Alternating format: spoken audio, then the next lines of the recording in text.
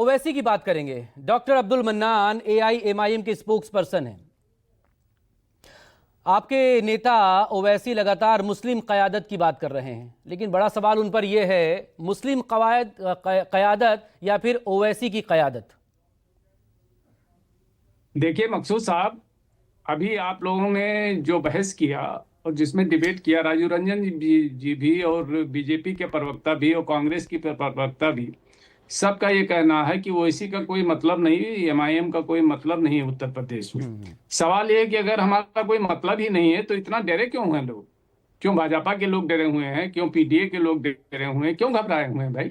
हमसे अगर हमारा कोई रिलीवेंस नहीं है उत्तर प्रदेश में तो काहे को इतना घबराए हुए हैं? अगर रिलीवेंस हमारा है तो वो लोग जो सेकुलर बने हुए हैं और जो चाहते हैं कि बीजेपी को हम हरा दें, तो हम उनके साथ खड़े होने के लिए तैयार हैं। अगर आप हमें वोट कटवा कह रहे हो, अगर हम आप बी टीम कह रहे हो, तो हम आपके साथ खड़े होने के लिए तैयार हैं। लेकिन आप तो कहते हो कि हम दुर्योधन की तरह सुई के नोक के बराबर हम आपको जमीन नहीं देंगे।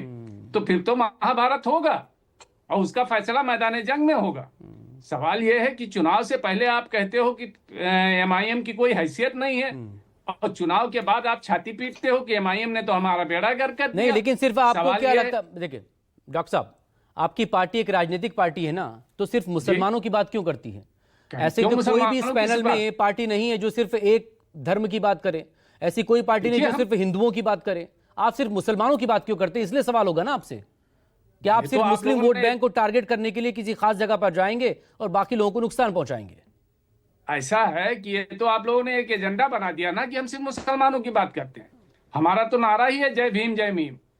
हम जो है यहाँ के दलितों, पिछड़ों, अगड़ों सबको साथ लेके चलते हैं और चलना चाहते हैं। लेकिन सवाल है कि ये तो नैरेटिव आप बना देते हो ना कि हम जो है। नहीं तो आपके नेता मंच से कहा ना उन्होंने कि इंशाअल्लाह मुसलमानों की सियासी क़यादत बनेगी और अबू आसिम आज़मी और अखिलेश की दुकान बंद होगी। आपके नेता ने कहा, मैं थोड़ी कह रहा हूं।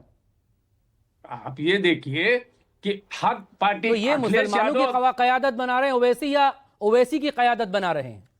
आप ये बताइए कि यादवों के नेता अखिलेश यादव, राजभर के नेता ओम प्रकाश राजभर, संजय निषाद के नेता, अनुप्रिया पटेल कुर्मी जात की नेता, योगी आदित्यनाथ जी ठाकुरों के नेता। तो आपके नेता सारे मुसलमानों के नेता। और अगर मुसलमान कोई किसी पार्टी का अगर अध्यक्ष बन जाता है, कोई पार्टी ऐसी नहीं होती, ना कोई मुसलमानों की पार्टी है इंडिया के संविधान में। फिर सबको साथ लेकर चलिए। वो पीस पार्टी वाले आपके पीछे आपके साथ होना चाह रहे हैं, आप उन्हें क्यों नहीं ले रहे हैं? वो उलेमा काउंसिल वाले आपको चिट्ठियां लिख रहे हैं, आप उन्हें क्यों नहीं ले रहे हैं? सबके सब मतलब आपको मुसलमानों की क़यादत नहीं, ओवैसी की क़यादत चाहिए।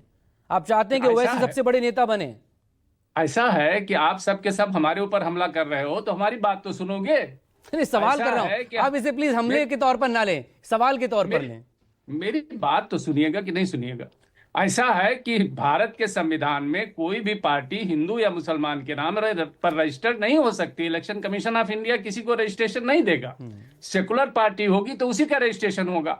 अब सवाल यह पैदा होता है कि अगर किसी पार्टी का राष्ट्रीय अध्यक्ष मुसलमान हो जाता है तो आप उसे मुसलमानों की पार्टी कहना शुरू कर देते हो।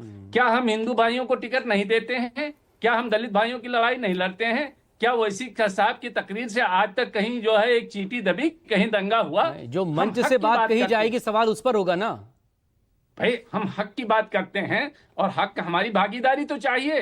बिना भागीदारी के हम नहीं चलेगा। हम गुलामी नहीं करेंगे, हम दरी सिर नहीं बिछाएंगे। ठीक है, कमेंट मानस श्रीवास्तव से ले लूं, फिर उन्हें फ्री करना। मानस, ओवरऑल आपने सुन लिया, अभी समाजवादी पार्टी से भी बात होनी है और अभी बात होनी है रोहित जी से भी ना। मानस, एक कमेंट आपका।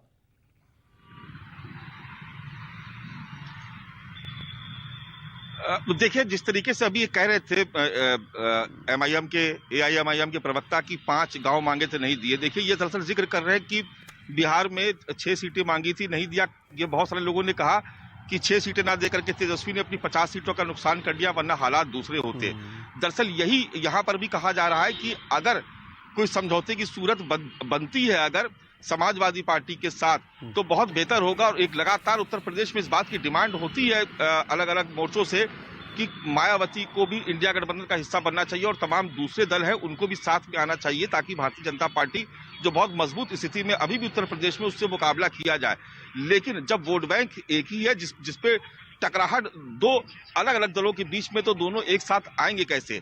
और निश्चित तौर पर समाजवादी पार्टी कभी नहीं चाहेगी कि वो ओवैसी की पार्टी को उत्तर प्रदेश में पनपने दे, क्योंकि निश्चित तौर पर जो वोट बैंक, जिस वोट बैंक के सहारे समाजवादी पार्टी ने उत्तर प्रदेश में अपने कद को इतना ऊंचा पहुंचाया, यानी मुस्लिम और यादव के बल पर, उसमें अब पीडीए के फार्मूले को ऐड करके आज देश में तीसरे नंबर की पार्टी बन गई है। तो निश्चित तौर पर वो कभी नहीं चाहेंगे कि ओवैसी की पार्टी उत्तर प्रदेश में अपनी जड़ों को मजबूत करे, और टकराव की यही स्थिति उत्तर प्रदेश में एक तीसरे मोर्चे को जन्म दे सकती है।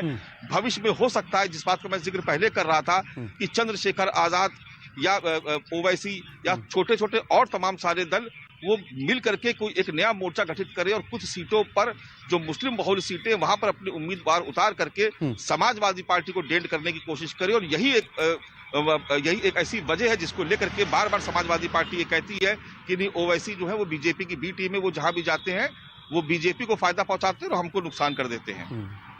बहुत शुक्रिया माना साहब का।